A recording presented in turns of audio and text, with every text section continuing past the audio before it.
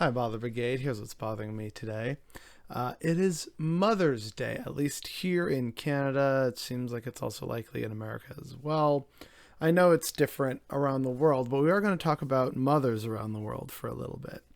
First off, a little bit about my mom. I know I've made posts about it before. She's always been a absolutely fantastic mother, very supportive, very kind, patient, tolerant, helped to keep me balanced and, consider things that I hadn't possibly considered before. So, in a great many ways, right, she is responsible for making me as a person, not just physically, but also emotionally, mentally, just like my dad had his influences, right? I am a product of my parents. I'm very thankful given all the stories I see and hear from a lot of people about their strained or terrible or absolutely broken relationships with their mothers. And I have a pretty good one with mine. We tend to get along. It's a decent thing, right? It's not like, those memes, if you want to call it that, of, oh, geez, I got to go see my mother or my mother-in-law or something like that.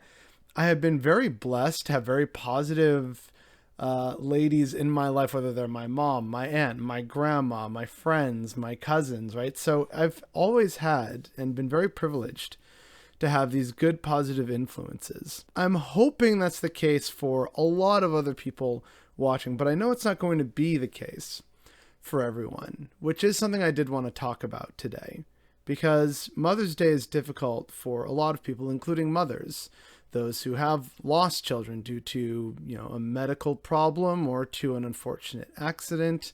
That, of course, never gets easier. But I want to talk about how that ties into the actual history of Mother's Day. Because how we think of Mother's Day is always usually, right, in the sense of, your mom's the greatest. She's a goddess. So, take care of her, breakfast in bed, flowers, all these lovely things. Give her a break from all that housework she's been doing, right? Like, the drill. But how Mother's Day started was something of a rather radical and anti-war thing. So Mother's Day, as we know it today as a holiday, was actually first created by Julia Howe. And she, I think, was the one who did Battle Hymn of the Republic, that Civil War song. And so that's actually where Mother's Day started. It was in the wake of the Civil War, so she had it in her memory. And all the weeping widows and mothers who lost their sons on both sides of this terrible, awful conflict. But at the time, the Franco-Prussian War was also going on. She couldn't help but think and find solidarity with those mothers. And so here's basically what we have to say about the situation. In 1870, with the memory of the Civil War not far behind and the reality of the Franco-Prussian War then raging in her thoughts, she published her Mother's Day Proclamation, or an appeal to women around the world, calling on all women who have hearts to proclaim their husbands shall not come to us, reeking with carnage, for caresses and applause, and their sons shall not be taken from us to unlearn all that we have been able to teach them of charity, mercy, and patience. So that's actually a pretty radical start for Mother's Day.